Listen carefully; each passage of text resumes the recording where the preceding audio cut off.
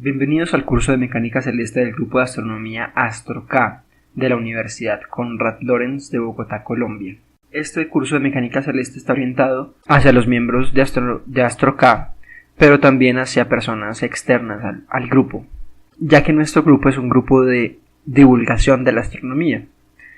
La mecánica celeste tiene como principal objeto de estudio el movimiento de los objetos del universo, y lo hace por medio de una descripción matemática.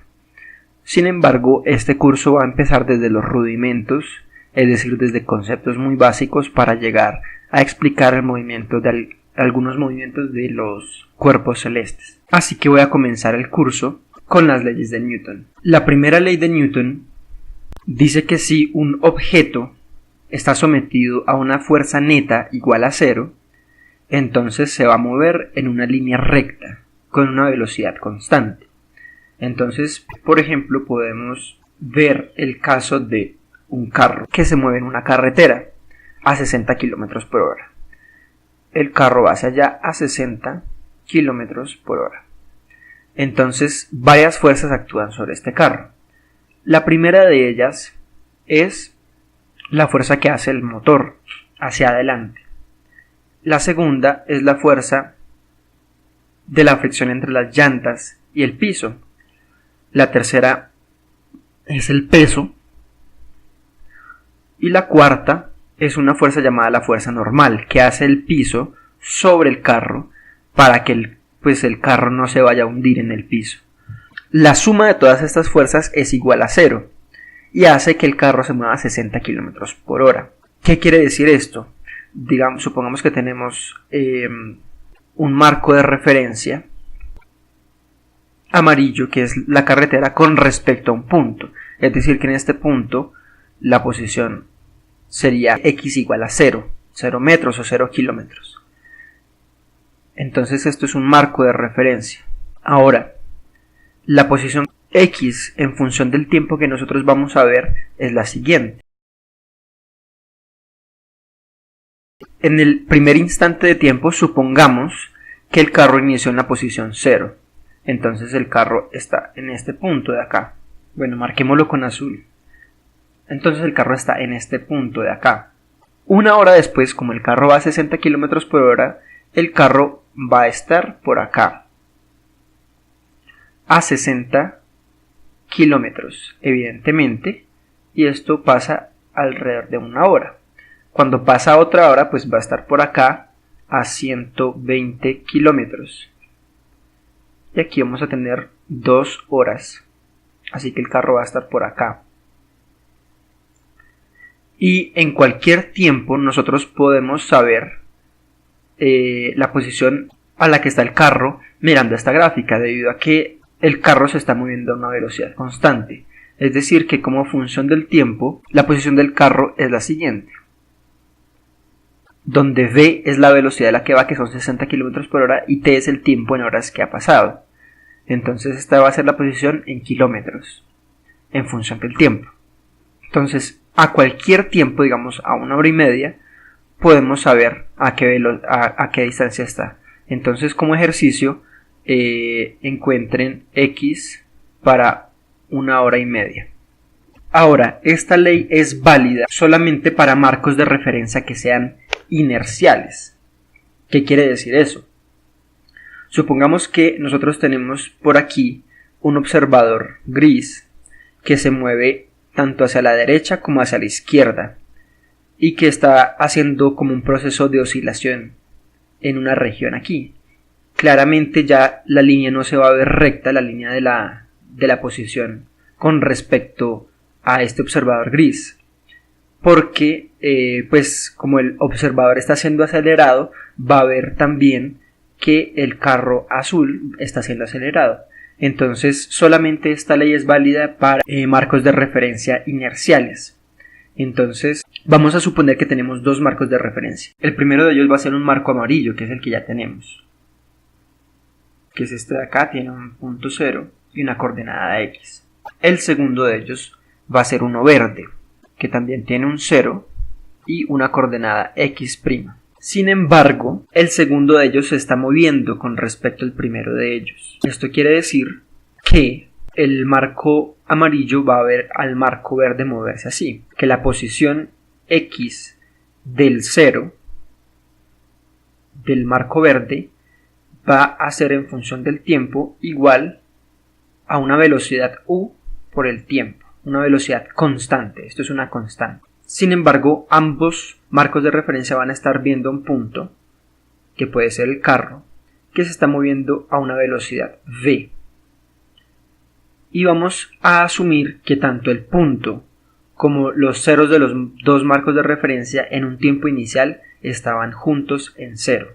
Es decir, que la posición del punto para el marco amarillo era xp en 0 igual a 0. Claramente x del 0 verde en t es igual a 0. Y similarmente vamos a tener que x del 0 amarillo en el tiempo 0 va a ser igual a 0 y que x' del punto en el tiempo 0 pues también va a ser igual a 0. Es decir, todos están en el mismo punto en el tiempo inicial. Sin embargo, en un tiempo después vamos a ver la siguiente situación. Un tiempo t después vamos a ver que la coordenada del 0 verde según el marco de referencia amarillo pues va a estar dado por esta ecuación x' 0 de t igual a u de t, y que la posición del punto con respecto a este marco de referencia amarillo va a ser igual a x del punto de t igual a v de t. ¿Esto qué quiere decir? Para el marco verde, el marco amarillo se mueve con una velocidad negativa, es decir, que se tiene que x' de 0 del 0 amarillo de t pues va a ser igual a menos u de t, de tal manera que la posición del punto con respecto al marco de referencia verde en el tiempo va a ser igual a la posición del punto 0 del marco amarillo, que es menos u por t, más la posición del punto azul con respecto al marco de referencia amarillo, que llamamos x sin primar sub p de t. O lo que es lo mismo, menos u de t más v por t, que lo podemos factorizar como v menos u por t. Ahora vean que la posición del punto en el marco de referencia verde en función del tiempo es simplemente igual a una resta de estas velocidades, que eso es una constante multiplicado por el tiempo, es decir, que el punto azul también se va a mover según el marco de referencia verde en una línea recta a una velocidad constante, y esa velocidad constante tiene el valor v menos u. Entonces, cuando tenemos un marco de referencia que tiene una velocidad constante siempre, entonces decimos que estos también son marcos de referencia inerciales. Entonces esto es lo que dice la primera ley, básicamente que en un marco de referencia inercial o en cualquier marco de referencia inercial, un punto sobre el cual actúa una fuerza neta igual a 0, entonces el punto se va a mover siempre con una velocidad constante, y como está en una velocidad constante, entonces obviamente se va a mover en una trayectoria rectilínea. Ahora podemos pasar a la segunda ley de Newton. La segunda ley de Newton es la famosa ecuación F igual a m por a. ¿Qué significa esto? F es el conjunto de todas las fuerzas actuando sobre un punto. Entonces de nuevo tenemos un punto, y ese punto tiene una propiedad llamada la masa, que se denota con la letra m minúscula. Ahora, este punto va a moverse en una trayectoria con respecto a un marco de referencia inercial, a un sistema de coordenadas inercial. La posición de ese punto va a ser r en función del tiempo. Significa que esto es un vector, es decir, que tiene la coordenada x que depende del tiempo, la coordenada y que depende del tiempo, y también la coordenada z que depende del tiempo. Es un vector. Y definimos a la aceleración como la segunda derivada con respecto al tiempo de r. Es decir, la velocidad el vector v, que también depende del tiempo, es igual a la derivada de r con respecto al tiempo. Es decir, que esto es igual a la derivada de x con respecto al tiempo. Es un vector de nuevo, la derivada de y con respecto al tiempo, y la derivada de z con respecto al tiempo. Este es un vector. Y similarmente, la aceleración, también depende del tiempo, va a ser igual a la derivada de la velocidad con respecto al tiempo. Entonces, básicamente, si tenemos la fuerza, podemos conocer ya la aceleración. Y la aceleración, si nosotros nos devolvemos, digamos pasar de la aceleración a la velocidad y de la velocidad a la posición, pues podemos saber exactamente cuál es la trayectoria que va a tener este punto azul o el objeto azul. Entonces esta ley, la segunda ley, es muy poderosa. Esta ley también la podemos escribir de la siguiente manera. Y es útil escribirla de esta manera porque nosotros sabemos que esto también se escribe como la derivada con respecto al tiempo de m por v. Como m es una constante, puede salir de la derivada, pero la metemos aquí porque esta cantidad, la masa por la velocidad, se denomina con la letra p minúscula, que es el momentum. A esto se le llama el momentum de la partícula azul. Entonces es útil esta notación por esto, es decir, que nosotros tenemos que la segunda ley de Newton es igual a la fuerza igual al cambio del momentum o a la derivada del momentum con respecto al tiempo. Esta es la segunda ley de Newton. Ahora bien, si nosotros hacemos el producto punto de esta ecuación a ambos lados por el vector de la velocidad, entonces vamos a obtener lo siguiente: f.v igual a la masa de v dt punto v. Y ahora vamos a usar la regla de la cadena. Vean muy bien que si yo tengo, por aquí pongámoslo, si yo tengo lo siguiente,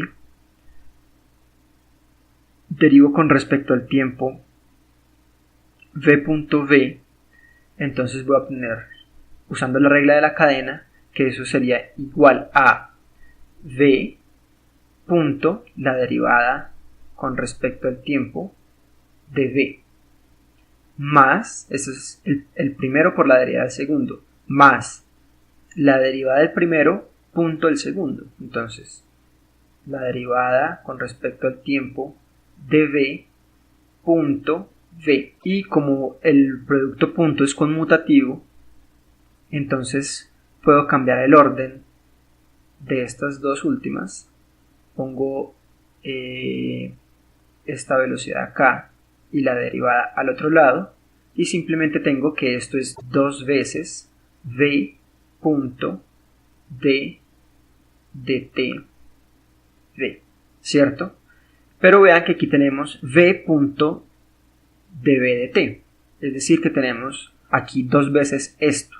Por lo tanto, podemos decir que esto es igual a m por 1/2 de la derivada con respecto al tiempo de v.v. Y si decimos como v.v simplemente la norma de v al cuadrado, que lo podemos escribir como simplemente v al cuadrado, entonces de todo esto lo que vamos a sacar, lo vamos a escribir por acá, es que f.v va a ser igual a 1/2 de la masa por la derivada con respecto al tiempo de v al cuadrado. O de nuevo, si metemos esta constante dentro de la derivada, podemos decir que esto es igual a la derivada con respecto al tiempo de 1/2 de la masa por la velocidad al cuadrado.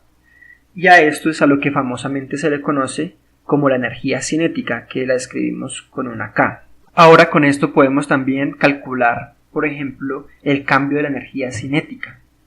porque si tenemos pues esta ecuación, simplemente si tenemos que, por ejemplo, inicialmente el objeto azul estaba en un punto P en el tiempo T1 y después de alguna manera se movió hasta el punto Q en el tiempo T2, entonces usando la ecuación verde de arriba podemos llegar a lo siguiente. Pues tenemos que la derivada con respecto al tiempo de la energía cinética es igual a F.V, o lo que es lo mismo, si nosotros integramos en ambos lados con respecto al tiempo, vamos a tener lo siguiente. Integramos desde el tiempo T1 hasta el tiempo T2, donde esto último es claramente K en el tiempo T2 menos K en el tiempo T1, que lo podemos también llamar como el cambio en la energía cinética en este recorrido, pues va a ser igual a lo que teníamos anteriormente.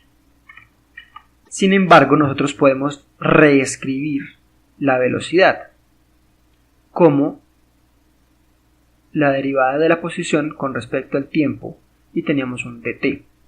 Entonces esta integral, si hacemos un cambio de variable del tiempo a la posición, también la podemos escribir como la integral desde el punto P hasta el punto Q de f.dr. Y esto ya es una integral de camino. Claramente nosotros estamos interesados en qué camino tomar, es decir, si el camino es este rojo que se muestra desde P hasta Q, o si el camino, por ejemplo, es este gris que estoy poniendo por acá, o si también, por ejemplo, es este violeta que pongo por acá, en donde se va por acá, da vueltas y finalmente llega hasta Q. Es decir, sobre cuál de todos los infinitos caminos vamos a integrar. Entonces, esto nos permite caracterizar la fuerza, es decir, el cálculo de esta integral nos permite saber qué tipo de fuerza estamos tratando.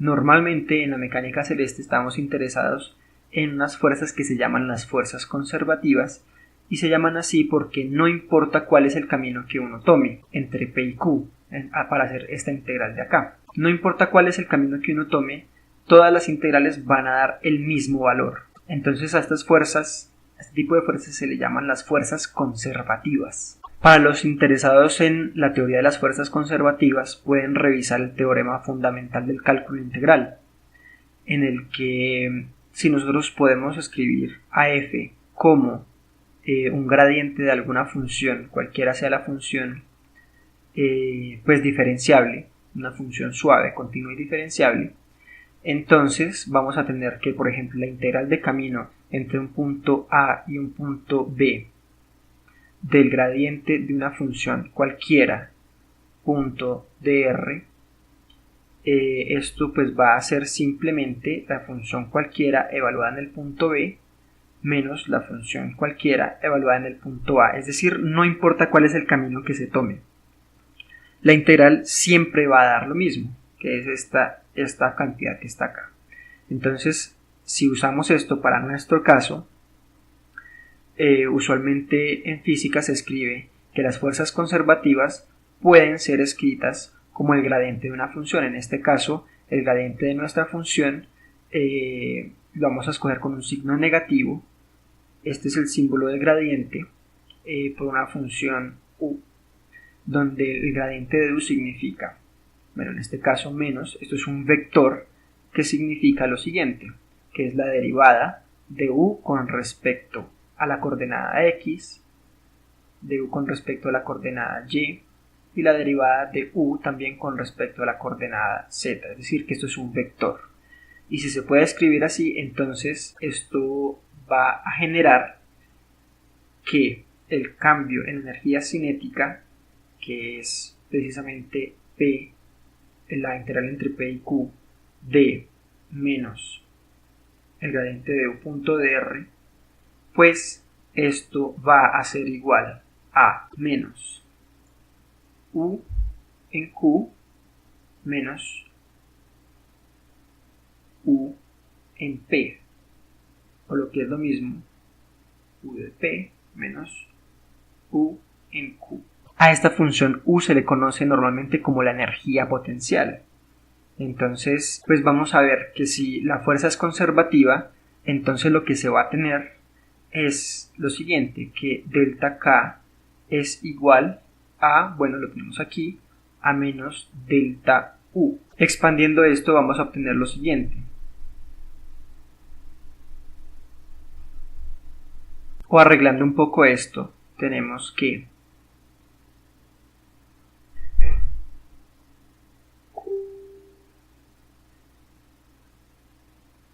y como estos son simplemente números, o sea, esto es la energía cinética en el punto Q y esta es la energía cinética en el punto, la energía potencial en el punto Q, entonces esto es igual a una constante y a esta constante la llamamos E, la energía total del sistema en el punto Q.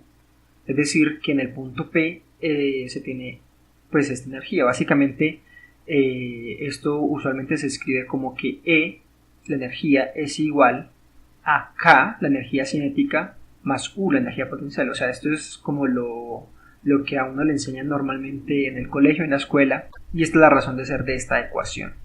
Para finalizar las leyes de Newton tenemos la tercera ley de Newton.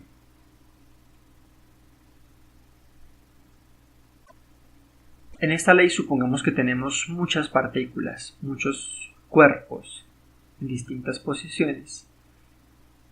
En este caso solamente voy a dibujar 5, pero supongamos que tenemos n y que ellas están ejerciendo fuerzas las unas sobre las otras. Entonces, por ejemplo, esta de acá le está haciendo una fuerza a esta de acá. Entonces, esta va a sentir una fuerza hacia allá, igualmente va a sentir una fuerza hacia allá, igualmente una fuerza hacia este otro cuerpo y otra fuerza hacia ese otro cuerpo. Supongamos que se están atrayendo, es una fuerza atractiva entre todas estas partículas. Entonces, similarmente para cada uno de los n puntos va a ocurrir esto. Hay n-1 interacciones, pues porque este cuerpo no interactúa sobre sí mismo. Entonces, básicamente lo que se tiene es que la fuerza que el cuerpo J hace sobre el cuerpo I va a ser igual a menos la fuerza que el cuerpo I ejerce sobre el cuerpo J. Esta es la tercera ley de Newton y es conocida usualmente como la ley de acción-reacción, es decir, esta es la acción que hace el cuerpo J sobre el cuerpo I y la reacción que genera es que el cuerpo I ejerce también una fuerza sobre el cuerpo J con la misma magnitud y con dirección contraria. Es decir, si este es FIJ, entonces este es FJI. Si tenemos aquí el punto I, va a estar acelerado con una fuerza FIJ, y si tenemos aquí el otro punto J, entonces va a tener una fuerza FJI, de tal manera que FJI va a ser igual a menos FIJ. Entonces, ahora bien, tomemos la segunda ley de Newton e introduzcamos esta ley, la tercera ley. Entonces, la segunda ley, ¿qué nos decía? La segunda ley decía, para alguno de estos puntos, supongamos que es el 10º, que tiene una masa I y tiene una aceleración también I, pues esto va a ser igual a todas las fuerzas que actúan sobre dicha masa. Entonces, en este caso va a ser una suma desde J igual a 1 hasta N de los F y J. Claramente, como este I es algún número entre 1 y N, entonces vamos a tener en esta suma contribuciones. Bueno, vamos a tener las siguientes contribuciones: FI1 más FI2 más FII más FI más 1 más F y N. Es decir, esta es toda la suma. Pero este término de acá, FI, como el objeto no puede hacer una fuerza sobre sí mismo, entonces esto es 0. Sin embargo, como tenemos esta ecuación que también la podemos escribir de la siguiente manera,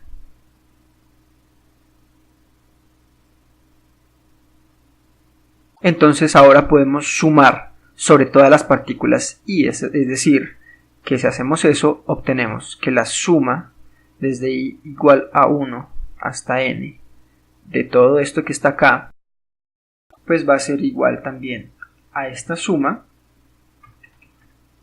de todo esto. Ahora noten que en la parte derecha de esta ecuación se tiene una doble suma sobre I y sobre J, es decir, que si está el término FIJ, pues también va a estar el término FJI. Pero por la tercera ley de Newton, esto va a ser igual a FIJ menos FIJ, porque FJI es menos FIJ, y por lo tanto estos términos van a ser iguales a 0. Y como estamos sumando sobre todo I y sobre todo J, pues toda esta doble sumatoria va a ser igual a 0. Ese es el resultado que nosotros tenemos inicialmente. Ahora podemos multiplicar esto por la suma de todas las masas y dividir esto por la suma de todas las masas. Es decir, que tenemos lo siguiente. Sumamos, pero también dividimos por esto mismo de acá. Y esto pues es igual a 0, como ya lo hemos visto anteriormente. A esta suma de todas las masas básicamente se le llama la masa total del sistema, M mayúscula. Y a esta otra cantidad, a esta fracción, se le llama simplemente la derivada segunda de la posición del centro de masa, que simplemente es un promedio pesado por las masas de todos los cuerpos que hay, de los n cuerpos que hay. Entonces, pues esto básicamente lo podemos escribir como que la masa por la segunda derivada de la posición del centro de masa con respecto al tiempo, bueno, aquí me faltó un cuadrado, perdón, pues esto es igual a 0. Y básicamente lo que está diciendo, como esto es la aceleración del centro de masa igual a 0, está diciendo pues que la aceleración es igual a 0, es decir, que el centro de masa en un marco de referencia inercial, esa aceleración va a ser igual a 0, o sea que la velocidad es constante, la velocidad a la que se mueve el centro de masa es constante, o sea, no importa cuál sea el movimiento que tengan todas las n partículas, sin importar eso, el movimiento del centro de masa va a tener una velocidad constante. Por otra parte, también podemos observar qué ocurre con el momentum total del sistema de n partículas. Entonces, el momentum total, pongámoslo con otro color, tal vez un azul, el momentum total, pues simplemente va a ser la suma de los momentums de cada una de las partículas. Pero pues esto simplemente sabemos que es la masa total por la velocidad del centro de masa, y como la velocidad del centro de masa es constante, entonces también decimos que el momentum total del sistema se conserva, porque pues no va a cambiar, porque es algo constante, o sea, esto es constante, la velocidad del centro de masa es constante y también la masa total es constante. Entonces, como resultado, pues lo que vamos a obtener es que el momentum total está conservado.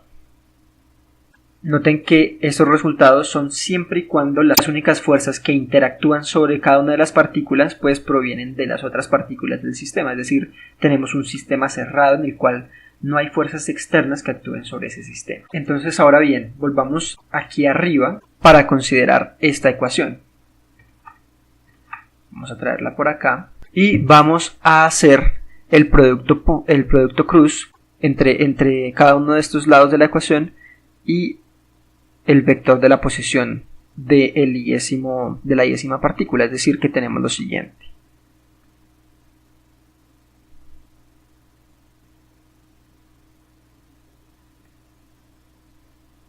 Bien, ahora pueden ustedes verificar la parte izquierda de la ecuación, también se puede escribir como, pueden usar también la regla de la cadena, se puede escribir como esto. Y a esto que está dentro del paréntesis se le llama el momento angular de la iésima partícula. con respecto al sistema, al origen del sistema de coordenadas que tengamos.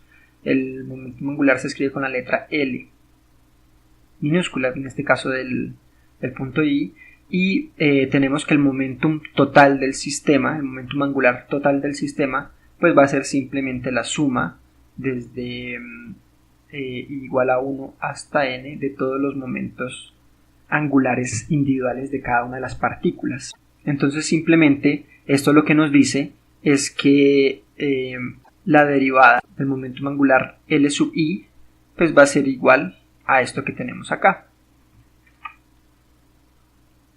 Y si sumamos sobre todas las partículas, pues vamos a obtener que la derivada del momentum total, momentum angular total, pues va a ser igual a una suma sobre igual a 1 hasta n, otra suma desde j igual a 1 hasta n de RI cruz F y J.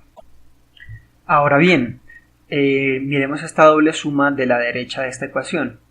Vamos a tener, siempre que tengamos un término de la forma, por ejemplo, RI cruz F y J, pues también vamos a tener otro término de la forma RJ cruz FJI, ¿cierto? Y además de eso, por la tercera ley de Newton, pues vamos a tener que esto es igual a RI FIJ menos RJ cruz FIJ, donde hemos usado aquí pues la tercera ley de Newton, que simplemente puede ser escrita como RI menos RJ cruz FIJ. ¿Qué es RI menos RJ? Pues si tenemos aquí el punto I y aquí tenemos el punto J, entonces RI menos RJ pues es simplemente este vector. Y si nosotros asumimos adicionalmente que las fuerzas que actúan son centrales, es decir, que la fuerza que J ejerce sobre I pues apunta directamente hacia J desde I, y similarmente la fuerza que ejerce J sobre I apunta en esta dirección, pues entonces tenemos que RI menos RJ es paralelo con FIJ, y como el producto cruz entre dos vectores que son paralelos es igual a 0, entonces pues esto va a ser igual a 0, lo que implica que tenemos que toda esta suma va a ser también igual a 0. Por lo tanto, llegamos a la conclusión de que la derivada con respecto al tiempo del momento angular total del sistema es igual a 0. Y esto implica que el momentum angular total es una constante más del movimiento, es una constante más de ese sistema. Es decir, que se conserva el momento angular siempre y cuando las fuerzas que actúen sean fuerzas centrales. Y con esto hemos terminado el repaso de las 3 leyes de Newton. Para terminar esta clase voy a dejar un par de ejercicios. El primero de ellos es el siguiente. Considere una función de varias variables que se llama f de x1, de x2 hasta xn. Tiene esas n variables. Y esa función satisface la siguiente propiedad, que f de t por x1, t por x2, etcétera, t por xn, o sea, cada una de las variables está multiplicada por una constante t, es igual a t a la a por f de x1, x2 hasta xn, para todo t mayor que 0. Es decir, que si tenemos esta función y a cada uno de los argumentos, a cada una de las variables de esa función le metemos una t, entonces la función va a devolver t a la a acompañado de la función como si no tuviera ese argumento adicional, o sea, que como si no tuviera los argumentos multiplicados por t. Dicha función se llama función homogénea de grado A. Demuestre que toda función homogénea de grado A satisface esto que está aquí. Entonces esa es una propiedad que deben demostrar. El siguiente ejercicio dice lo siguiente. Considere un sistema aislado de n objetos que interactúan bajo fuerzas centrales. Si la masa del iésimo objeto es m sub i y la posición es r sub i, Suponga que la magnitud de la fuerza ejercida por el objeto I sobre el objeto J es la siguiente: K sub I por K sub J por el módulo de RI vector menos RJ vector, y esto a la menos n, ese módulo. Esas constantes K sub I son constantes físicas, por ejemplo la carga o también la masa, no sé. Bueno, el ejercicio dice que escriba una expresión para la energía potencial U total del sistema. Esa función será que es homogénea, y si es homogénea, pues de qué grado es. Escriba también la ecuación de movimiento de la iésima partícula. Use el resultado del problema anterior para demostrar esto que está aquí. Esto es conocido como el teorema del virial, es muy importante. Entonces espero que los que estén tomando este curso puedan realizar estos dos ejercicios. Si no, me pueden contactar para solucionar las dudas que tengan al siguiente correo.